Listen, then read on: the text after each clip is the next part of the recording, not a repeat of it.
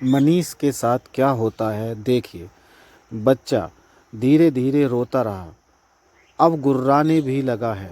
मुक्ति मुक्ति, मुझे मुक्ति चाहिए। मनीष और आगे जाने लगा। उसकी धड़कनें तेज हो रही थी और गांव वालों की बातें याद आ रही थी, लेकिन मन में उत्सुकता थी कि वह कौन है और वह यहाँ पर क्यों रो रहा है। जैसे ही मनीष उसके पास पहुंचा, वह बच्चा मनीष की तरफ मुड़ा। यह देखकर मनीष के होश उड़ गए, क्योंकि वह कोई और बच्चा नहीं बल्कि उसी की तरह दिखने वाला एक शैतान था। उसके हाथ और पैर बड़े थे, सिर भी बड़ा था।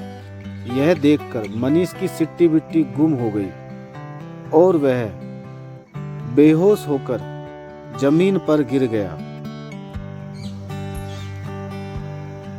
जब उसको होश आया तो उसने अपने आप को बिस्तर पर पाया और उसके पास उसके दादा और दादी खड़े थे और वो बोल रहा था कि मैं यहाँ क्यों आया, कैसे आया।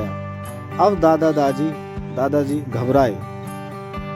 वह फिर अकेला रहने लगा। उसकी तबीयत भी खराब रहने लगी। उसको लगने लगा कि उसके साथ कोई रहता है। उसका शरीर भी अकड़ा रहता है। भी फील करने लगा। उसे नींद बहुत आती थी और बीमार लगने लगा। उसके दादा और दादी यह देखकर अब कुछ समझ रहे थे कि कुछ न कुछ तो बात है। अब क्या करें। उन्होंने डॉक्टर को बुलाया।